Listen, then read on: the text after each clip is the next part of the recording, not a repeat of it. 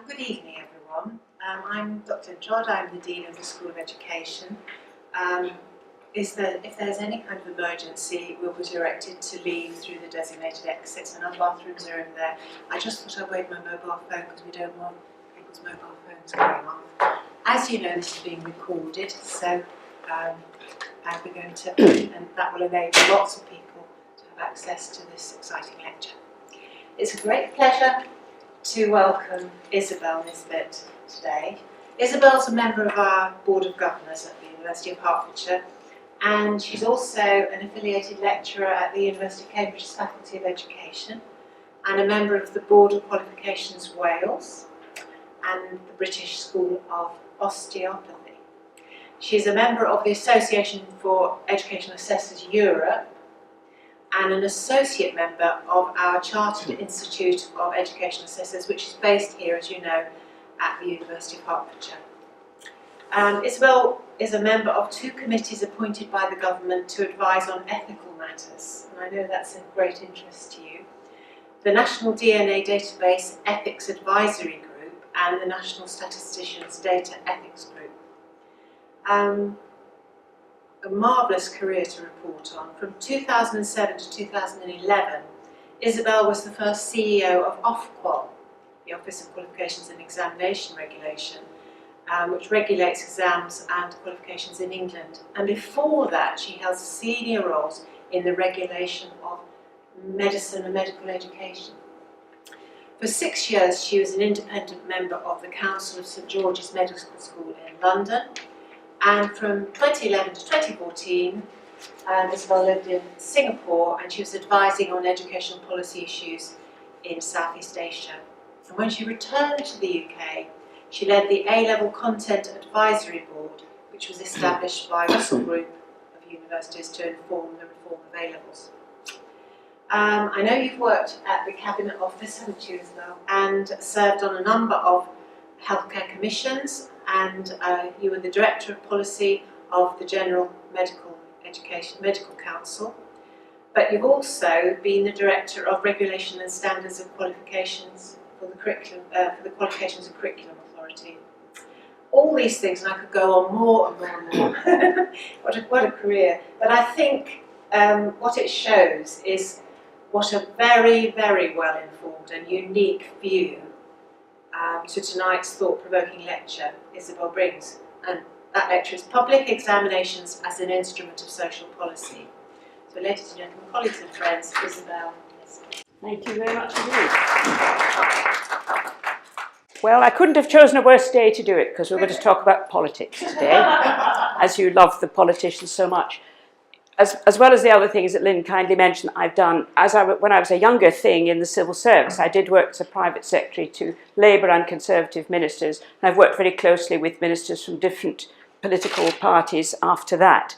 And what we're going to talk about today is about assessment and national assessments, thinking particularly of end-of-school assessments, but a little bit about tests too, from the point of view of politicians. For this reason, that most of the politicians I've worked for, the ones I've liked and the ones I haven't liked so much, they're there because they want to try and make a difference. Now, you may not agree with what the difference is they want to make, but that's really why they're there. They're not there to make lots of money. They'd have made a lot more money in other ways of life. Some of them want to be famous as well, but that's really what they want to do.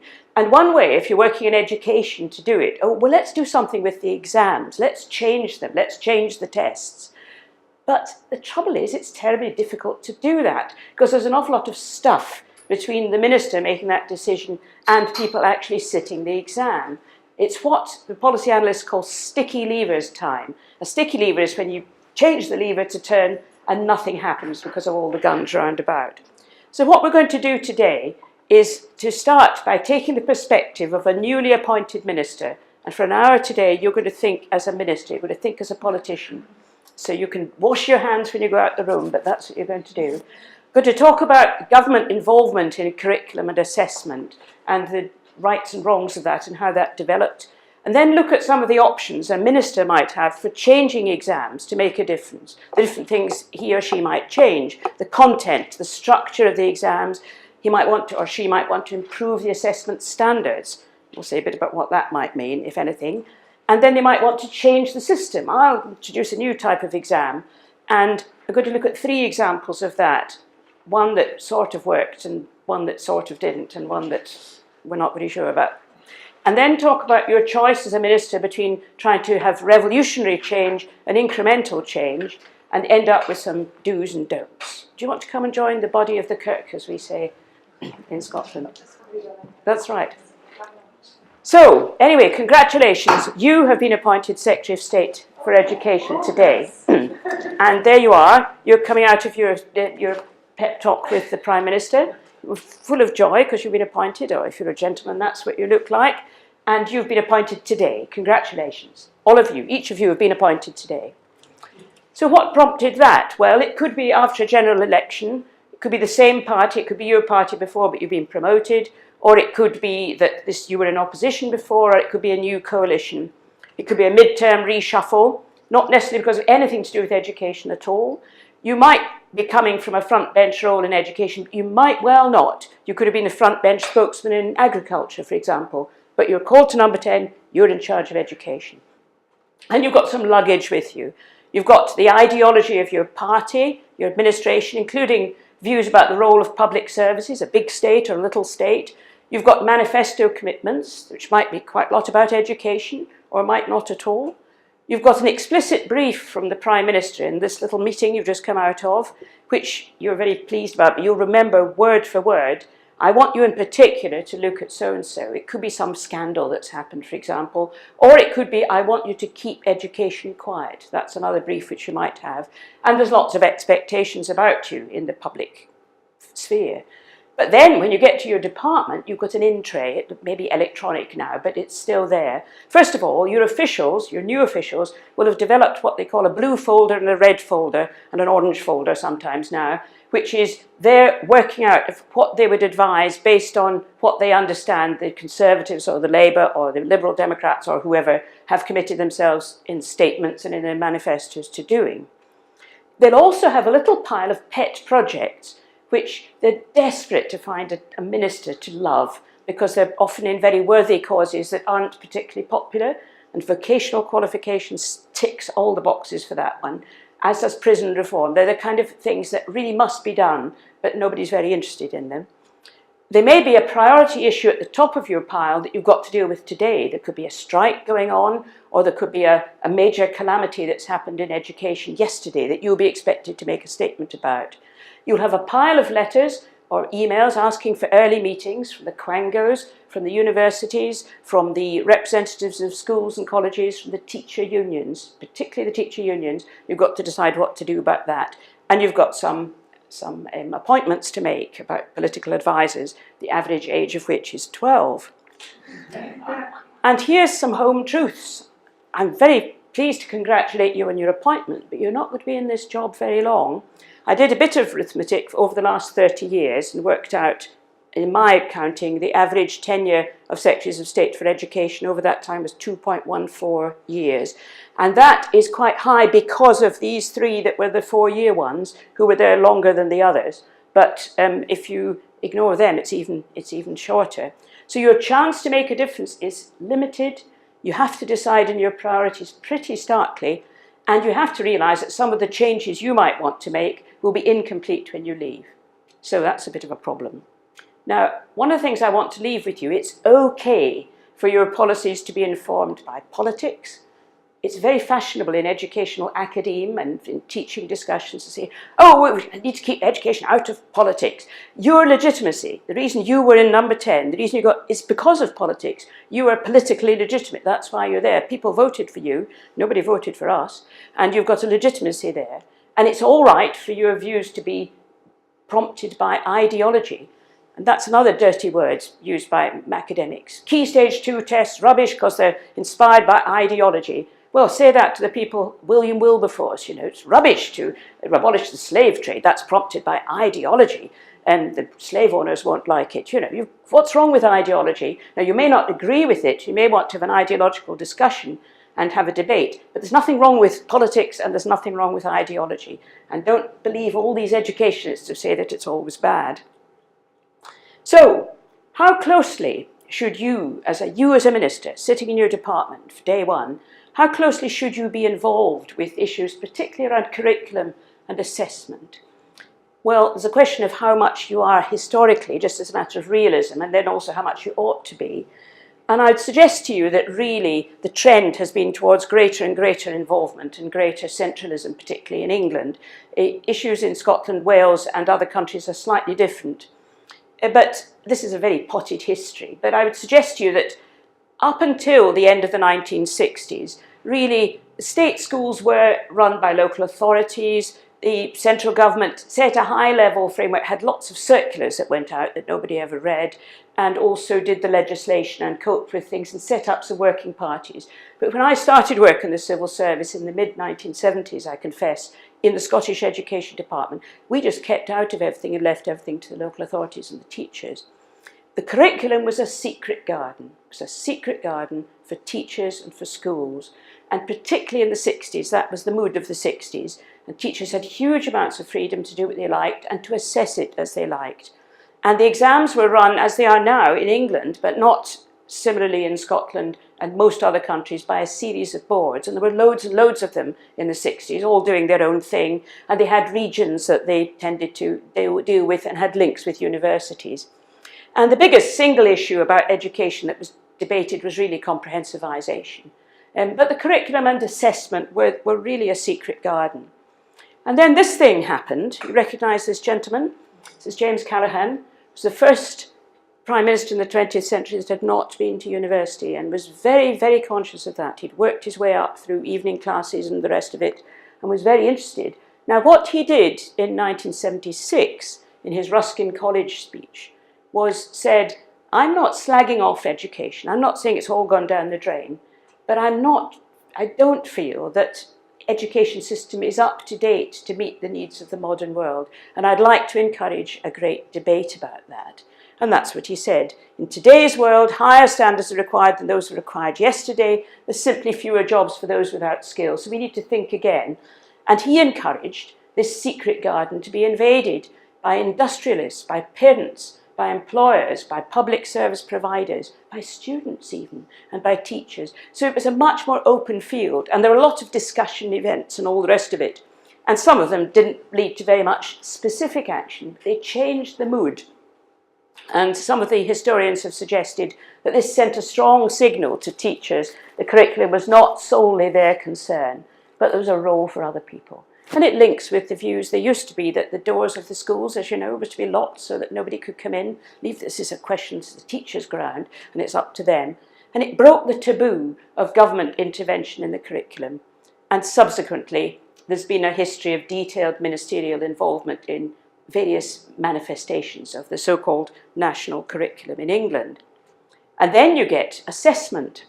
And I was saying in the 60s, you had teachers inventing their Mode 3 assessments and just making them up as they went along. And there was a general view that assessment was a supportive partner to the curriculum.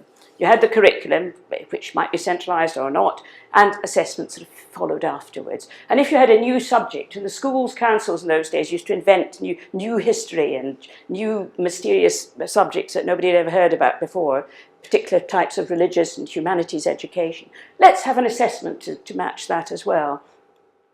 But there was an increasing view that it goes the other way. And what happened during this period after the 1970s was that the assessment began to become the backseat driver. It was driving the curriculum because people realised that exams can influence what is taught. Both they can have a strong motivational force both on the student and on the teacher who wants the student to do as well as they can. And if the outcome of the assessment matters, then there's an issue that assessment comes to drive the curriculum. Increasing centralisation of the constructs that were being assessed, and also increasing use, and I'm not going to say very much more about that, of the use of test and exam outcomes for accountability purposes. And you may have heard, this is on the 16th of January, you may have heard that there were announcements by Ofsted about that today. So, you're a minister, you've inherited a trend that there is some involvement in the curriculum and in assessment. So, what might you want to change about national exams and tests? It seems to be something you can get your hands on. What might you want to do? And remember, you've only got 2.14 years to do it in. Well, one of the things you might want to do is to change the content of exams or tests, or the ages and stages at which they're taken. And the reason you might do that, but not just to twiddle, but also as a means to change what is taught. You might have a view about what should be taught, or also you might want to set up tests to give information to parents or to the public in some new way.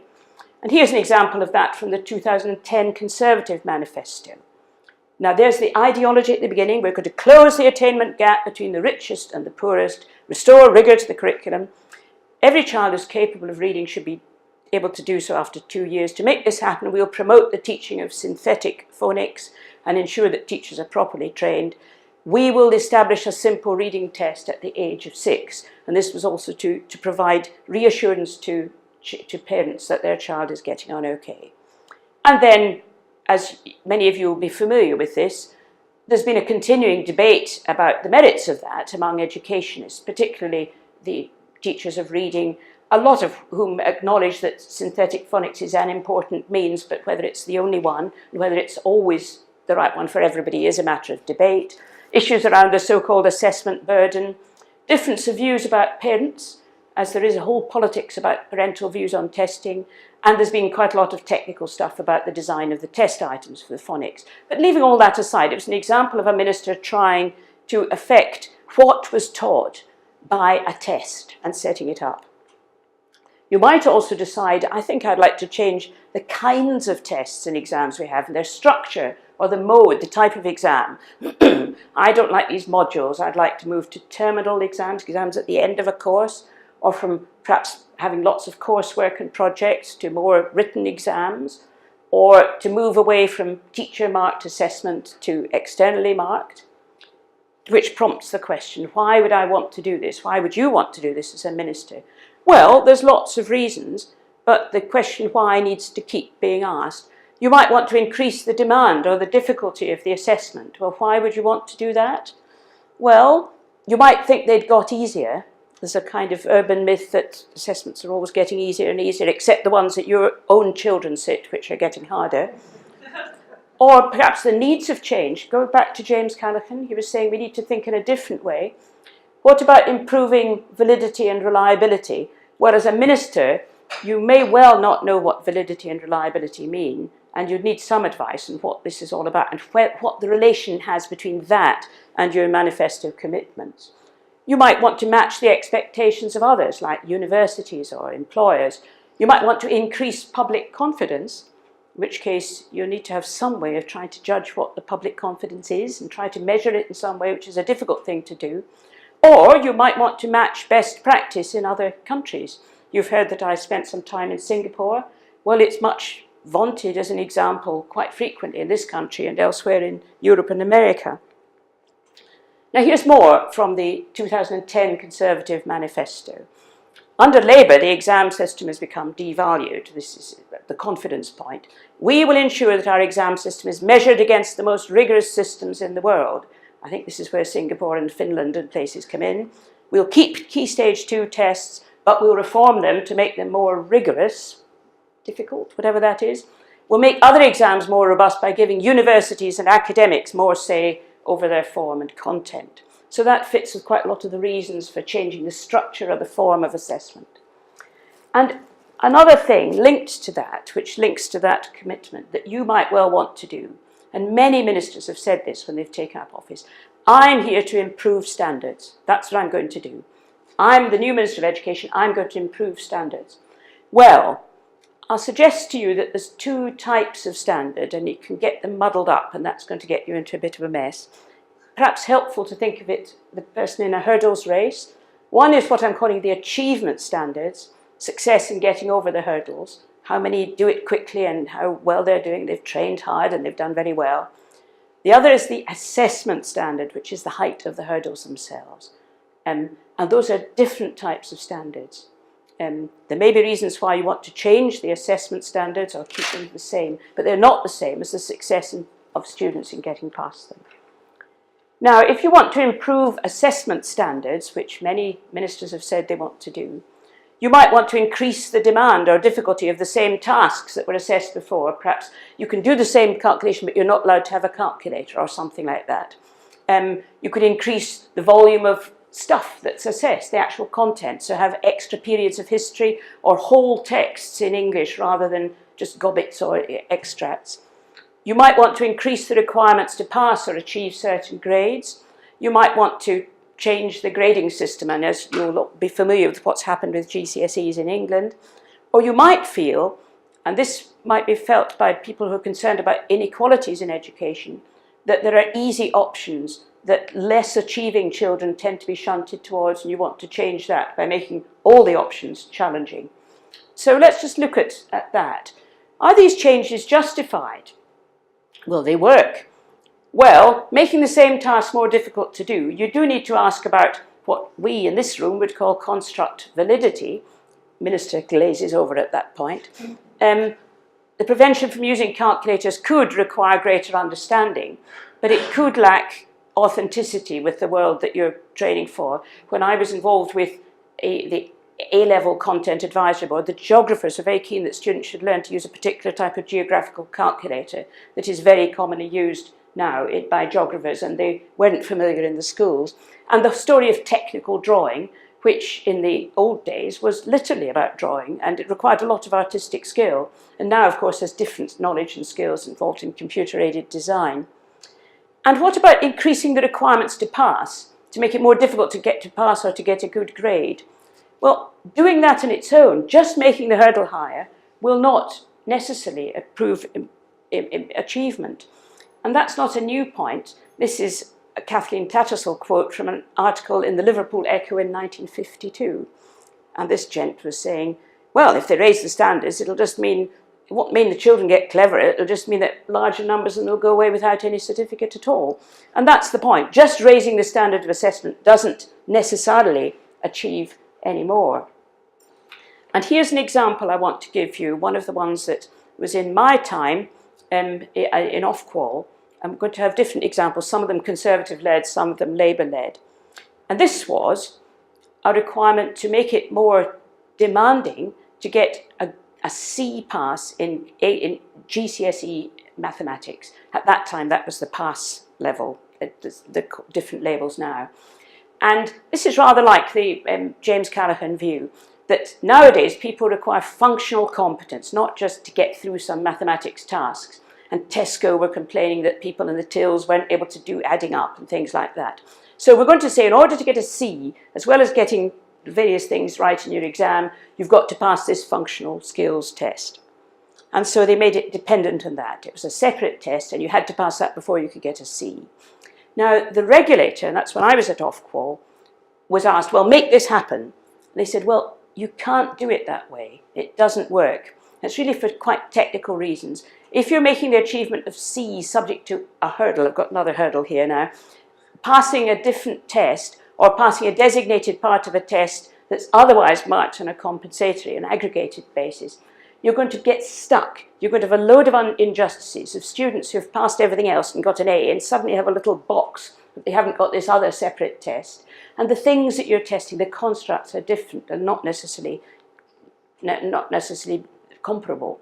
So this was the quote from the letter from Ofqual to Ed Balls, who was then Secretary of State. Support an approach that allowed candidates to be awarded both for achievements in GCSEs and for evidence of functional skills, but you can't do it when they're each the product of a different assessment. We can't support an option which denies candidates the recognition of a level of attainment they've reached. In other words, they just wouldn't work. The preferred approach was to work up a new GCSE and to embed functional skills more in the construct so that the whole thing was together. And Ofqual offered to help with that. So it was a bit of a standoff, but they were offering to help the minister to achieve what he wanted to do. And here's another one. Going back to the 1960s now, I talked about avoiding easy options. There's quite a lot of concern historically about dividing up how 16-year-olds in English schools were assessed. And historically, the system was that the top 20% took O-levels for a GCE, a General Certificate of Education, but the next 20% took some version of a CSE, a Certificate in Secondary Education, and then the other next 20% sort of did bits and pieces, and the rest were forgotten about completely. And what they decided to do, what emerged from the practice in the 60s was that the top grade of a CSE was supposed to be the same as a pass standard in the O-level in the GCE. So that's how it worked. And first of all, there were technical problems with that, comparing grades in completely different exams, which were offered by different exam boards, so completely separate in those days, different boards that did the CSE. But there was also a big political debate, and it's very important because it resonated right to the present day. It was saying to secondary modern kids, the best you can ever achieve, you're a secondary modern kid, the best you can achieve is just the same as a scraping pass for these bright kids that go to the grammar schools. And on the whole, society in the 1960s, of all political persuasions, didn't like that. It felt it didn't go with comprehensivization, it just felt wrong, really. And there is a similar issue today, and it is a position about tiered papers in GCSEs. The problem there is if you want to bring and have everybody sitting one exam that will show achievement at all the different levels, you've got to enable them to provide evidence at all the different levels. And sometimes that's technically very difficult to do. It's easier with some subjects. You can ask open questions and then they can be answered at different levels of achievement. But it's very difficult in some other subjects, notably in mathematics. And so what do? Well, you could theoretically set such a long exam that it lasted 3 days and everybody died of boredom, but you could provide evidence of every possible level of achievement. But that's not very practical. So what they tend to do is to provide what are called tiered papers.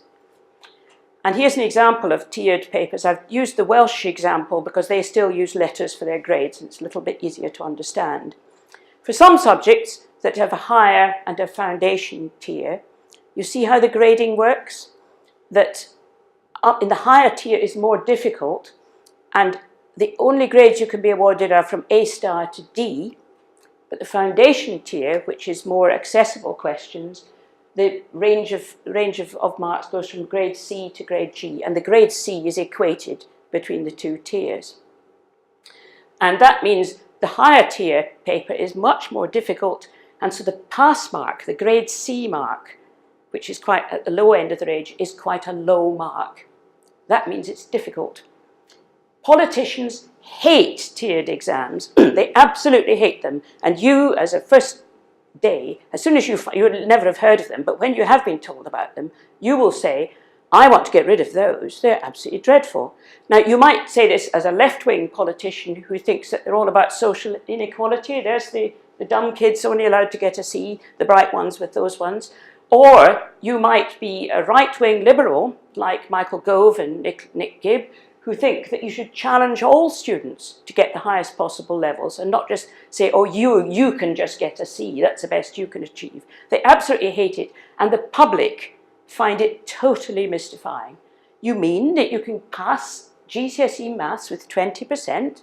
No wonder it's dumb. Down in my day, you had to get 60%. So it's a complete no-no, but it's a real dilemma for a politician. It's an example of an assessment issue which you have to take technical advice on, but it's very difficult to justify or to explain. So, those are changes to the kind of assessment and the structure of the assessment. I'm going to look now at 3 examples of major attempts to make major system changes to national examples. And the first, which builds on some of the things we've talked about, is the long story, which I'll summarise horrendously, of the establishment of the GCSE national exam in England. And to summarise, as I've been saying, in the 1960s there was growing unease about this 2-tier system. The poor kids did this one and the rich kids did that. It didn't fit with comprehensive education. The employers did not understand what the CSE was and thought it was a complete mystery, and parents thought it was a rubbish qualification. And then you got work within the sector, led, for example, in the early 1970s by the Schools Council, set up its own work to look at the feasibility of combining the 2 exams in some way, and they encouraged some of the exam boards to set up pilots, and those might be done jointly by an exam board that did GCE and one that did CSE. And then in the late 70s, and that's after the Great Debate, which we've heard about, Labour government set up a committee to look at this and bring together the thinking in the sector. But there's been a lot of sector leadership in this discussion, and they recommended a single exam system for 16-year-olds with national criteria. Then nothing happened. 10 years later, in the late 1970s and the early 80s, the exam boards again took the initiative, set up a joint council, which still exists, to advise on criteria for these exams.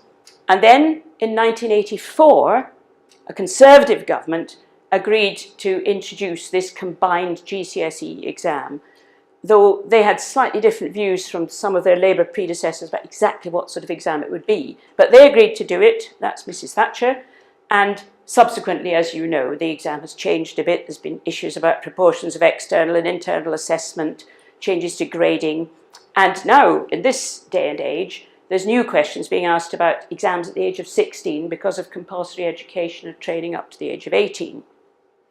But basically, that process led to the establishment of a GCSE national exam for 16-year-olds. So what's our verdict on that one as a ministerially led initiative? Well, it's still here. So that seems to me to be quite good, really. That's sort of success. It did take rather a long time. That story that I've rattled through took 20 years. And I went back and counted the Secretaries of State, 12 of them. 12 Secretaries of State in that period. And there was this dead period in the middle. Now, you might say it's just because, and that was, you know, the miners and the Falklands War and all the rest of it was quite important at that time. But even if you didn't have that dead period, that's not an unfamiliar story about a major national qualifications development. The new diploma in Hong Kong took 12 years to develop. And that's the kind of timescale you're talking about. But there's some good things about it. There were key contributions from the sector throughout. Let's talk about the Schools Council, and the industry also took an initiative in piloting and development work. And it's notable that the broad direction was consensual. It was the feeling of the 1960s going into the 1970s, and it was supported by both Labour and Conservative governments, although they had different views about exactly what it would look like. So, modified success for example number 1. In contrast, example number 2, which is more recent, and this is a Labour-led initiative, which is the Diploma. And I talked about your department having a little pile of pet projects which nobody has ever managed to deal with. One of those is getting parity of esteem and fit between the national qualification system and the world of work. It's just one of those difficult problems which has never really been solved. And there's been attempts to do it, and the cutting room floor is full of initiatives that never really worked at all to do that. So there was a series of reviews in the mid-1990s encouraged by the Labour government, including, well, this one was before the Labour government came in, this was under the Conservatives, Deering's review, who recommended some unified national framework to bring together the qualifications. Then there was a bit of turbulence in the A-level system in around 2000 to 2002. That's another story, but very quickly there was big changes to the national curriculum, which led to arguably over-hasty development of new A-levels, and then there were issues about grading and marking in 2002, the A-level crisis, as it's sometimes referred to, and quite a few people were sacked because of that, and there were quite a lot of reputational loss, so there was a bit of a hiccup in the system then. And then, under Labour, you had the Tomlinson Committee set up, which really had a lot of the leading thinkers about assessment and qualifications, and they recommended a single diploma system which would bring together qualifications taken by 16 to 18-year-olds and would replace the A-levels and would be a bit like the Baccalaureate systems, which are quite familiar in a lot of other countries. And this involved a lot of the leading figures in educational thinking, and it had a lot of support. Within 2 days of its publication, Tony Blair announced that the A-levels will not be replaced by the diploma. He's happy for the diploma to go alongside it, but not to replace it. And so what happened was specialised diplomas linked to areas of employment were to be developed to run alongside the A-levels, and there were sector working parties set up to beaver away to design these, and some of them did extremely good work. particularly the engineering qualification, has always been thought of as a very good piece of work. And a tiny number of students, a tiny number, were awarded diplomas. There were 4 diplomas available, awarded them in the first 2 years. And there were plans to expand them from 2011. And then Ed Bowles said in 2013, they would then take stock again of whether they still needed the A-level. And they hoped that the A-level would then be seen to be not as good as the new diplomas. Then it was all dropped. So what's the verdict of that one? Well, I think it's pretty well a failure, really. It didn't happen. One tiny part of it, the extended project qualification, which you may know about, is still used a lot and is thought to be really good, but it's almost a byproduct.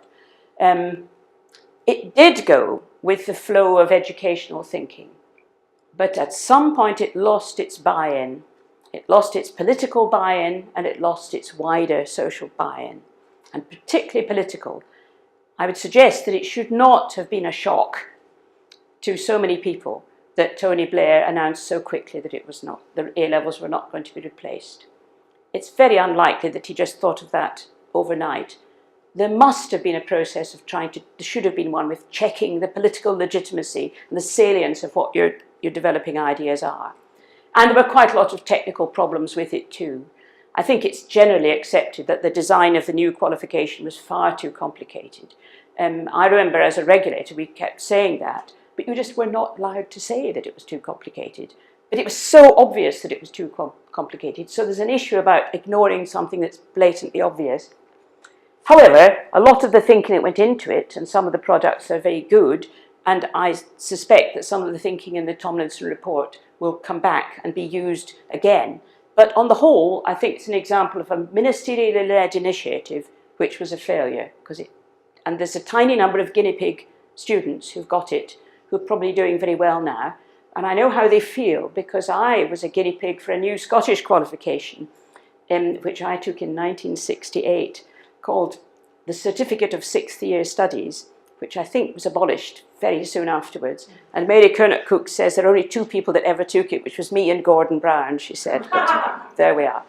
Now, the third example is even more recent, and it's the proposal to replace some GCSEs with a new qualification for 16-year-olds called the English Baccalaureate qualification.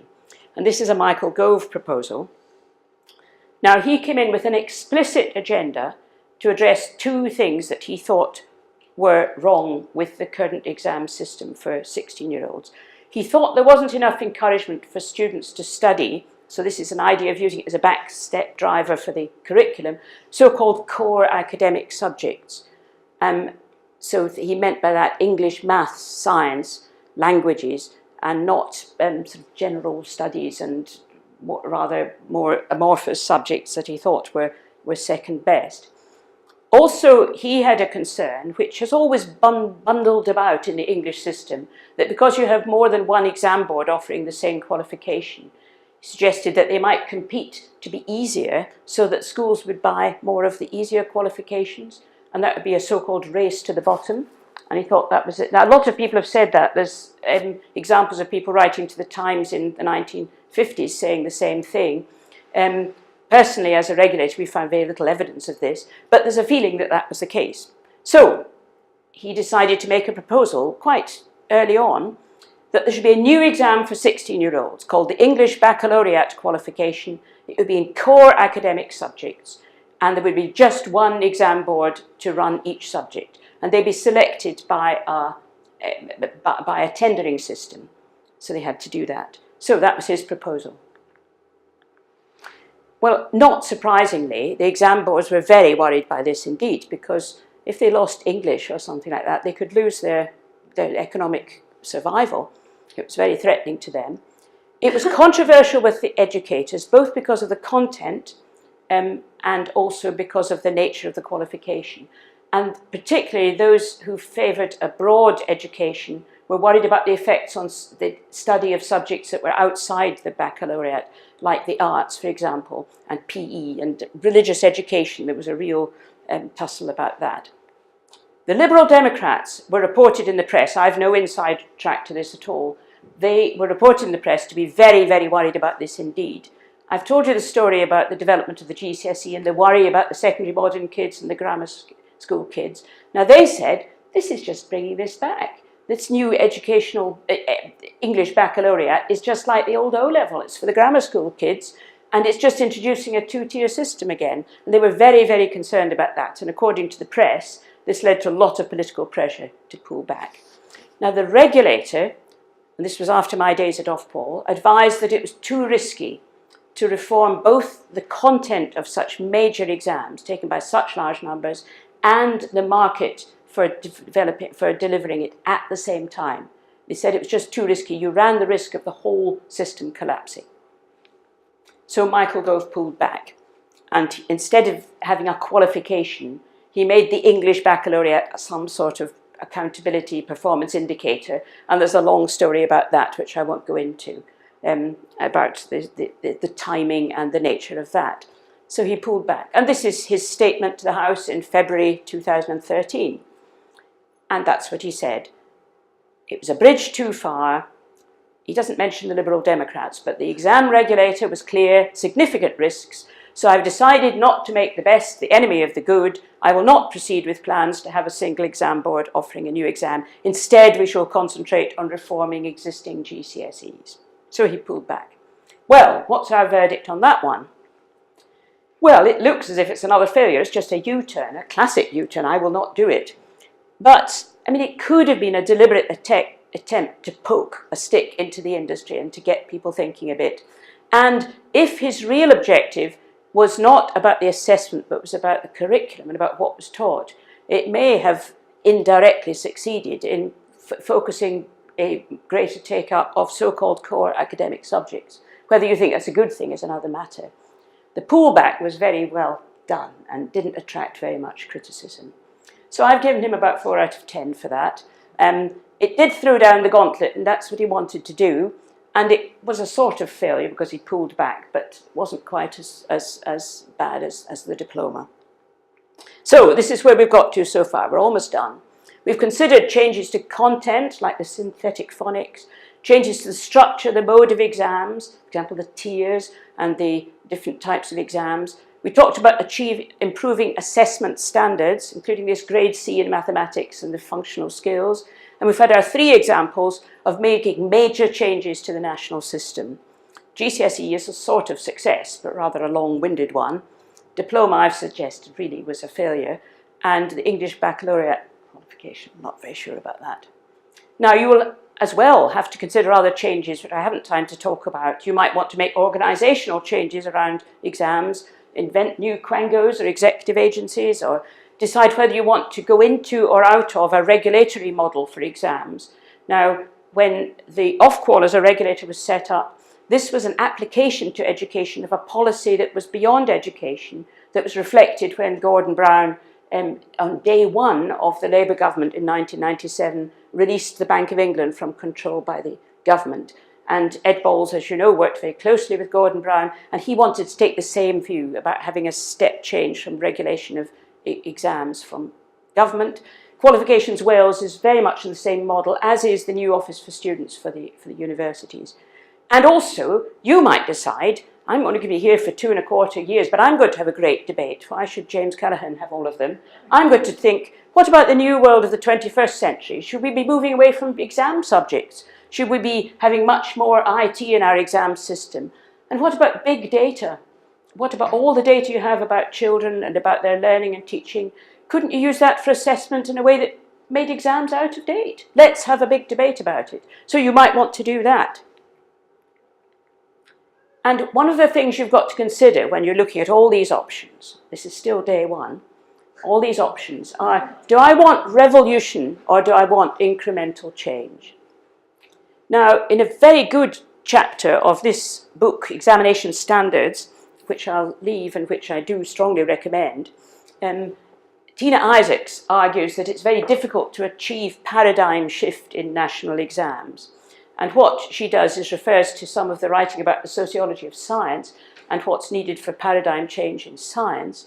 And according to the academic Kuhn, there were 3 requirements for paradigm change in science: dissatisfaction with the current paradigm, an alternative agreed paradigm, and advocates of the new one should outnumber or outweigh the supporters of the old one. The problem with education, this sticky levers thing, is it's very difficult to do number two, because there may well not be agreement about the alternative paradigm. It could be a better fit for some, or it could be a less good fit for others. And you've got to consider, in the light of this difficulty, whether you want to go with or against the flow of educational opinion. Now, I think it's fair to say that the slow development of the GCSE went with the flow on the whole, cross-political flow, and went with the profession and the industry. But your ideology or your political manifesto might lead you to want to challenge the sector. You might want to deliberately to do that. And I've mentioned here Keith Joseph, who talked about moving from a provider-based approach to public services to a consumer base, and he would see teachers and the education industry as providers and people to be opposed by government. And Michael Gove talked about setting himself up to challenge the blob, and the blob were people like us and people who are watching this, people, the educationists, the teachers, the people that train them. They're the blob, and you want to challenge them for the sake of the kinds of ideologically led change that he wanted to have. But I'm suggesting to you as a new minister, if you do want to be as revolutionary as that, you need to be very, very selective, stick to one or two priorities, and be prepared to compromise around the edges on almost everything else. Otherwise, your initiatives will all end up on the cutting room floor. An example of that kind of focus was Margaret Thatcher when she came in. She wanted to take on the trade unions, but she inherited a pile of public sector pay claims that had been sitting through the winter of discontent, and she just ticked them all off and agreed them all within a day or two, because they were just distraction from her focused objective. And that was a politically shrewd and sensible thing to do. I'll suggest to you, however, that you're better to go with or use the flow for at least part of it, for most of what you do. Otherwise, you're going to get tangled up. And remember the time factor. Changing exams takes time, and you need to sustain a constituency of support or involvement as change progresses. And that's what went wrong with the diplomas. It lost its constituency of support.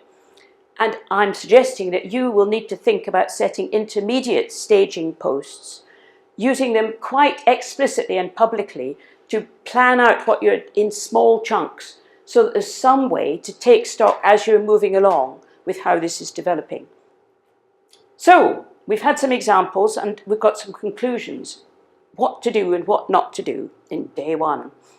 I'm suggesting you should take advice from the experts on what works and doesn't work to achieve your objectives. You're not necessarily accepting their objectives, but they do know what works and what doesn't work. You need to think about curriculum and assessment together, although the people who advise you on it will be different people, a different bit of the department or different academics, but you need to make the connections and encourage them to do so as well. You need to look out for the unintended consequences of initiatives, and there's scores of examples, but the English Baccalaureate discussion about the effect of that qualification on people studying music and art, there was no desire by ministers to stop the teaching of music and art, but that was an unintended consequence of what would be done. Take technical advice on what can validly be said about exam outcomes and stick to that. Now, what I mean there is it's not sensible for you to make statements when you've seen, for example, the results of key stage tests. This shows that a quarter of young people can't read at the age of 11. That may just be a wrong thing to say about the statistics. And I'm going to leave you with a short bibliography, including an article by Warwick Mansell with some examples of that. And it doesn't do you any benefit to make the wrong judgment. And there will be people who will advise you to say the right thing. And keep checking the direction of travel with your political bosses and your colleagues, even opponents, because things may change during this time. And engage with as much of the sector as you can, not just a little clique of people that like you.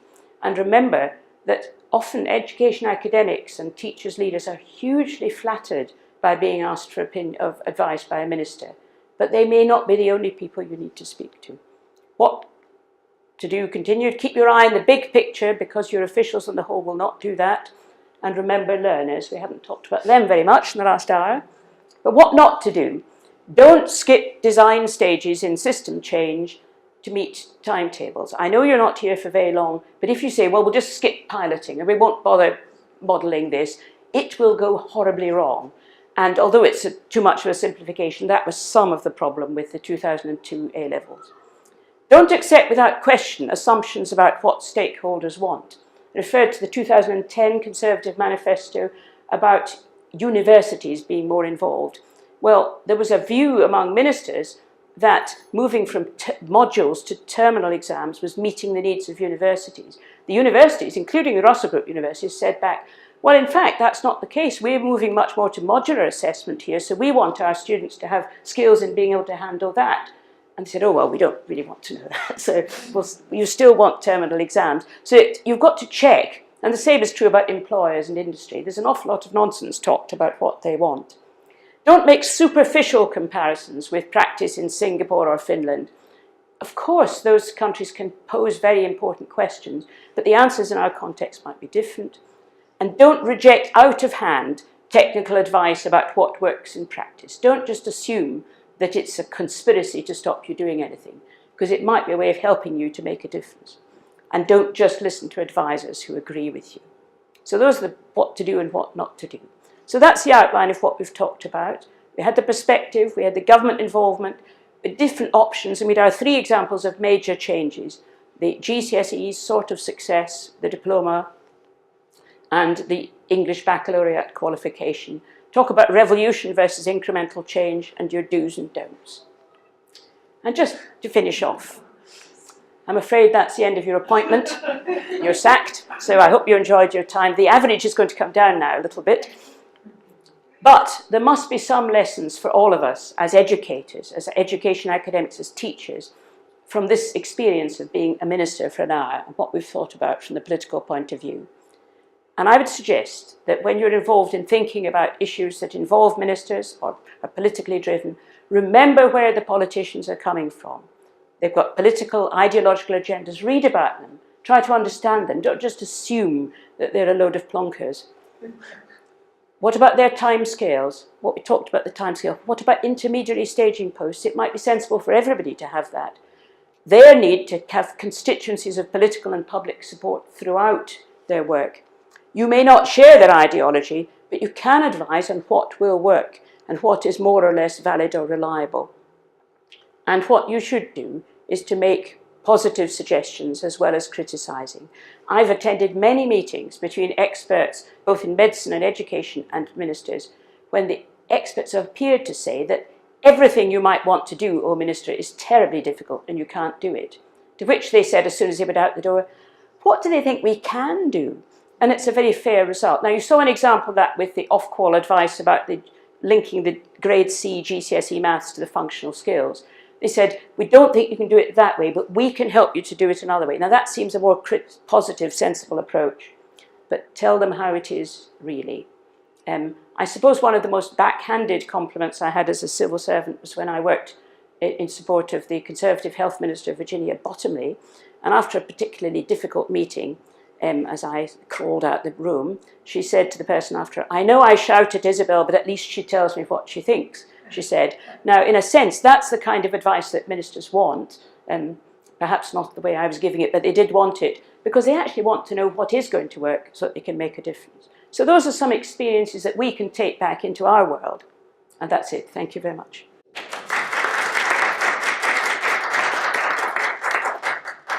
That was wonderful, Isabel. Has anyone got any questions or points they'd like to raise? Yes. Thank you, Isabel. That was really, really good. I came maybe 2 years ago when you did about the international qualifications and comparisons, so it's really nice to think about it from this perspective as well. Do you think the diploma and the baccalaureate didn't succeed just because it was too short a time frame? I mean, you said that GCSEs took 20 years, Yes. Hong Kong diploma took 12, and those seem very short periods and were given a chance to develop. I think I was around when the diploma was being developed, and there was quite a long period of working up in the 1990s. I think, and even the preparatory work, even before Labour came in, I think it was because it took a life of its own and didn't keep checking with its constituency. I think you have to keep re-earning your political legitimacy and your support. And you can't assume that because there was a very good reason for starting a project, that the same reasons will be accepted by everybody when it's finished. And Kathleen Tattersall has written that there's a funny thing that new qualifications seem to be very unpopular 2 years after they've been introduced. And there's something about the fact that things go on and you have to keep rechecking. Perhaps we're going to do it this way, we might have to adjust a little bit. And I don't think that was done explicitly enough. And I think there was such a momentum going with the development of the diploma that it was almost, I mentioned how difficult it was to say that it was overcomplicated, which was blatantly obviously was, because people were so carried away with introducing it. So I think it rather developed a life of its own, lost its constituency. That would be my personal judgment. It might also just be bad luck because of the political, it never really had cross-political support at all. I don't think there was ever conservative support really for the diploma, although they might have liked some parts of it. But others may have different view about that. Well, my observation would be that it evolved at GCA when the diploma was being developed and being part of that programme. Yes. Is that it did get detached politically because it became very closely associated with the ministerial team that were there, and for good or ill, those ministers didn't build the constituency. They didn't build it on board, and I think that's one of the reasons why it got pulled so quickly after 2010, because it was seen as Ed Ball's thing, and therefore they weren't having anything to do with it immediately after the election. And it's interesting to compare that with the GCSE. I do understand that GCSE took an awful long time, but it was the Conservatives who introduced it. Yeah. And it had been developed, a lot had been developed under Labour. So it was an interesting, a different type of thing. So there may be an issue about legitimacy, not just within the political programme of the party in power, but more widely, not just in the educational academic world, but also in public debate about the sector. And I think that cross-party support for the GCSE was one of its strengths, I think. And thinking about the example from Hong Kong about the development of the diploma, that was quite revolutionary. It did take a long time. They don't have political opposition in some of the same ways. But there was quite a lot of, because it took so long to develop, there was quite a lot of debate about it when in the years before it was actually introduced, to try and talk through with teachers and with parents and with the press what it would involve. And even then it had to be changed quite a lot after it was introduced. So it may be there's this issue about continuing to develop and take stock with your constituency is important. Yes? Thank you, Isabel. Thank you. That was absolutely fascinating. Riveting, actually. I was wondering if you could tell us a little bit more about your thoughts, your imagination, that we tapped into a bit there around big data. I'm interested in a kind of assessment that I'm told my computer scientist colleagues who are working on that with me, virtual reality, that big data could play a big part in its development. And so I just wondered, what's in your mind with Phil Race telling us, well, it's very old-fashioned essay? Yes, and it was part of this. Perhaps this new great debate was carried. There was an IAEA conference in Oxford in September 2018 about big data and its educational assessment, and there's papers on their website about that. Now, the interesting thing is that the thing that's big about data is the large amount of it and the ability, its variety, but its volume, and the fact that it can be combined very quickly. So it's very easy to take huge amounts of information about what a student does during the day and draw conclusions from it and compare it with other things. And also we have ability to bring together data from different types of experiences that students have. So for example, there could be some link between health data and educational outcomes, for example. The ethical challenge of that, and also the other thing with big data is that it's now much cheaper to collect than it used to be. A halfway house to that is the use of portfolios in assessment. So for example, when doctors are being trained, and you want them to be trained in how they can treat patients, you don't really want to know how they write essays about consultations. So the best way is to show them actually doing it, and that used to be very expensive, but now it's extremely easy to do. The problem is that some people would feel that you want assessment to be an event that people can prepare for and to allow students a bit of safe space to make mistakes. There was one example at the conference in Oxford where an academic from Holland talked about an experiment where there'd been young children, these were children of aged about 6 or 7 in a classroom, and they had cameras on them for the whole day that had heat maps of every single activity, including their facial expressions and every action and every move that they did. And they said that they could get tremendous amount of information about teaching and learning for that. And the lady who was sitting beside me in the audience, who was from somewhere in Scandinavia, she said to me, "I will not send my daughter to that school." And I have every sympathy with her, actually, because, have the parents consented to this? What about the privacy of the child? There's lots of issues around big data, but it could be that you don't need to have a special thing called an exam to collect information for assessment. It could be that the assessment is a selection from a wide amount of big data that's already available, and you just decide what to pick. So you don't have this event called an exam, you have an action called a selection from data for a judgment, and it could be done for summative assessment or for formative purposes. Now, there's lots of issues around all of that, but it's there to discuss. Thank you. I don't think you'll get progress in your 2.25 years. It's going to be cross-party, surely. It's going to be a cross-party discussion.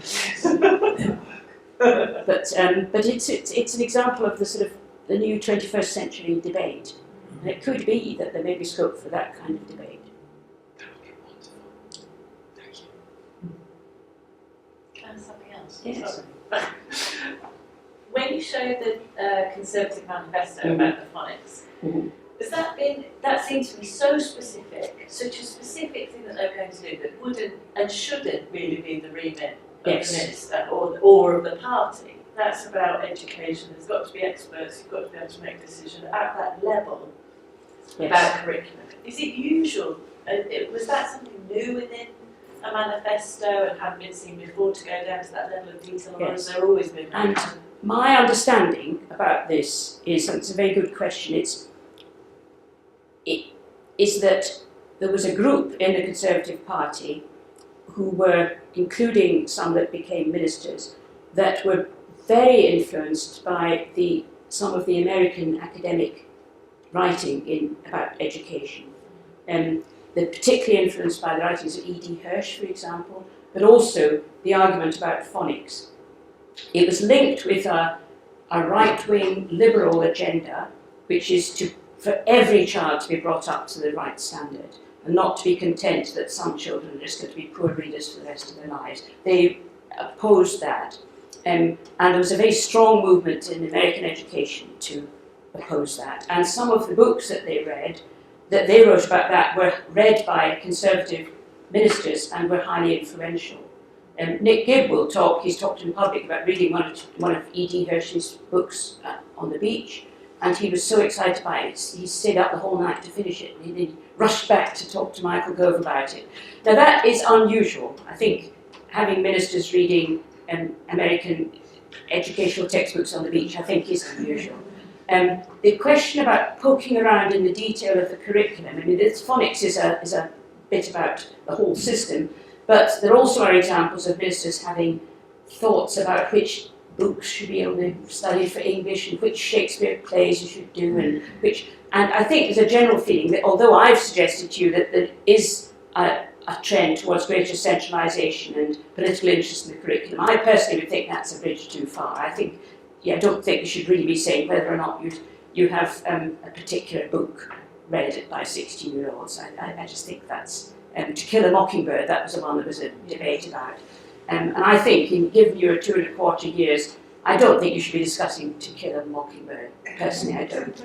But it doesn't mean you don't have an interest in the kinds of experience that children should have. But that's my reading of the synthetic phonics thing. And it's really a sort of ideological a movement that's international and actually goes just beyond a little bit beyond education. It's linked to a sort of the liberal equality movement in America, which some ministers in this country were very interested in. But that's just my reading of it. I know that To Kill a Mockingbird debate and some other texts in junior schools particularly were linked to, you know, British values and all that sort of thing. Why were we reading American books? We should be prioritising Rudyard Kipling and things like that. Yes. I mean, again, I think it's a question of the level at which, as a minister, you should be... I think it's a perfectly legitimate debate to say, should children be encouraged to study literature in English from across the world, or should they be concentrating on inheriting their own culture and tradition? I think that's a perfectly legitimate debate to have, but that's different from actually writing down books that you personally like or don't like. I think it's just going a little far. That's what I would say myself, but I'm not a minister.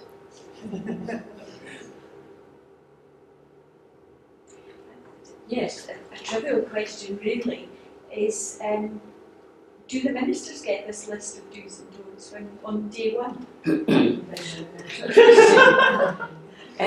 No, there are various briefings that different generations have introduced for ministers, and of course their permanent secretary will help them to settle in, but he or she will have their own agenda as well. So no, I don't think they do really. I think they've got to make it up as they go along.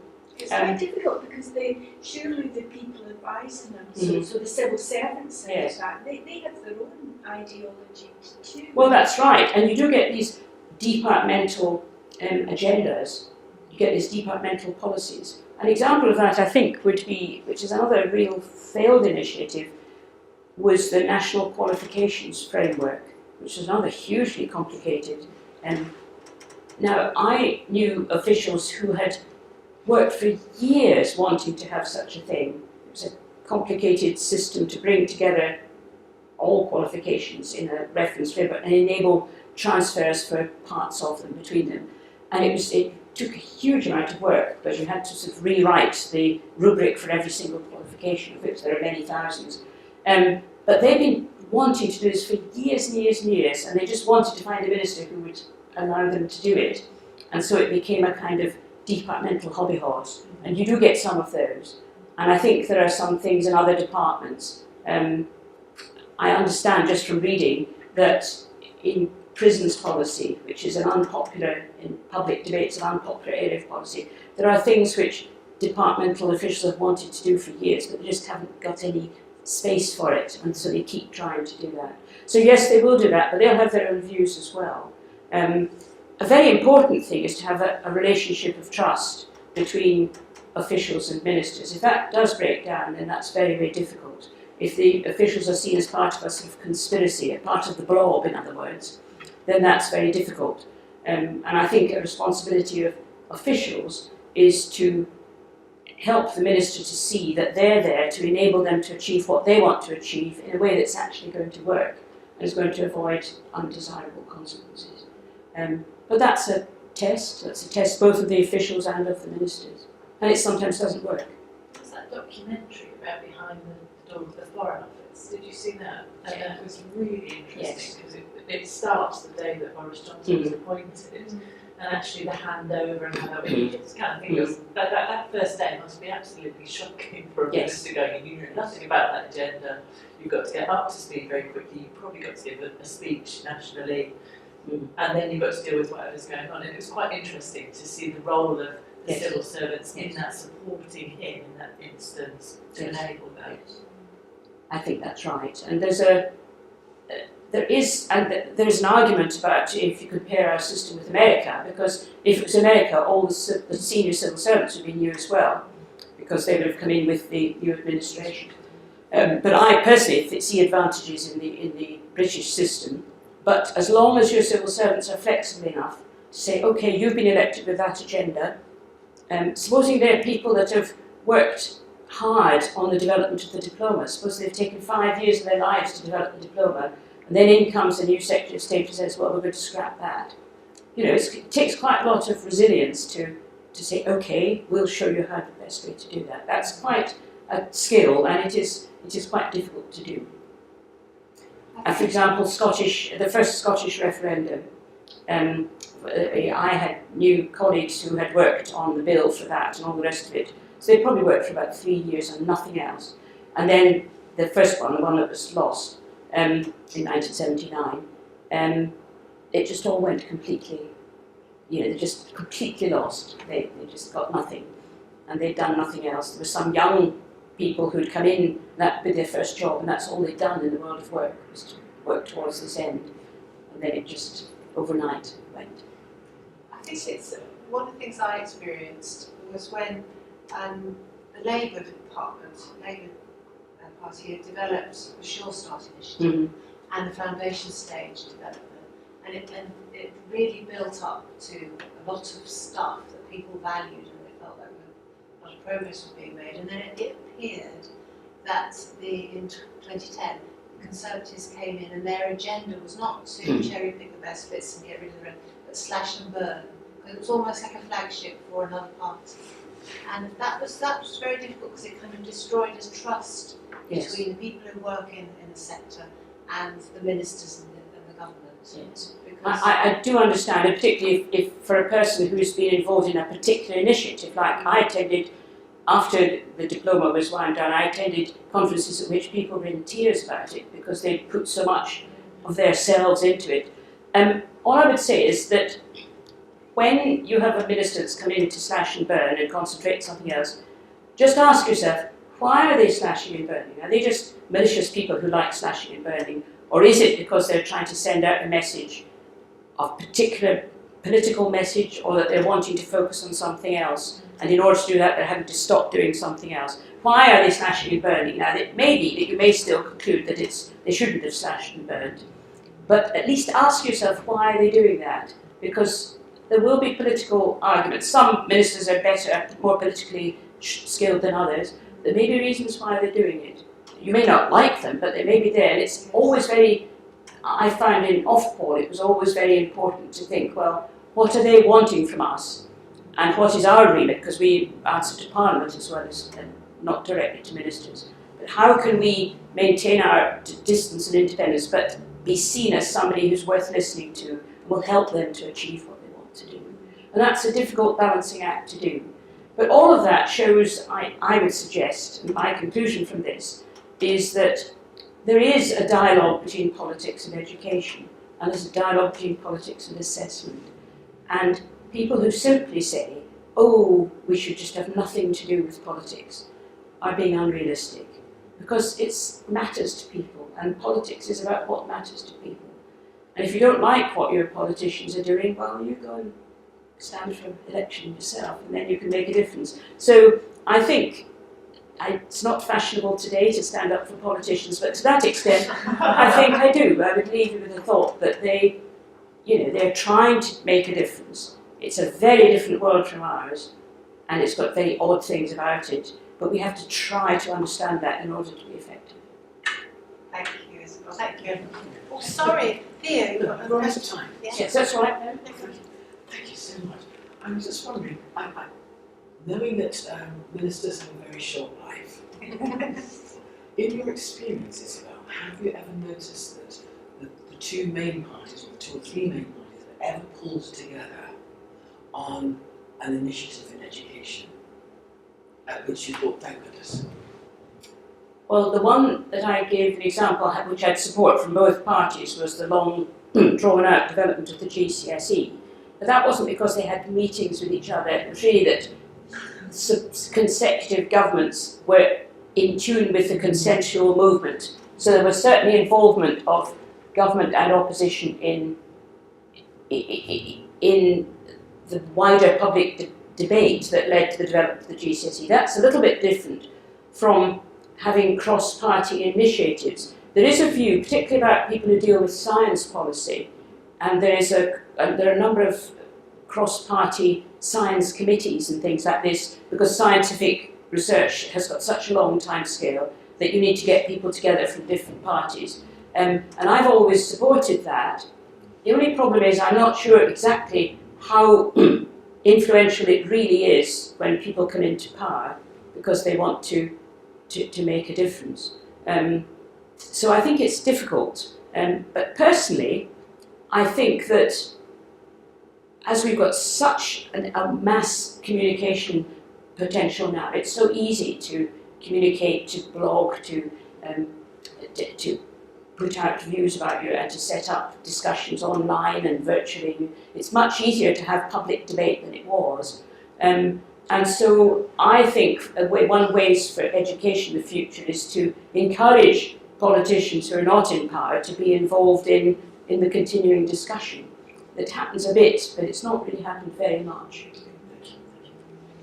Is that okay for everyone? Well, I just want to say thank you Not on at behalf of all. us all, and thank you for, on behalf of all the members who are going to be watching this video. I think it's a lucky minister indeed who gets advice from you, Isabel, on their first day. I want Isabel if I know. Thank you very much. Thank you very much.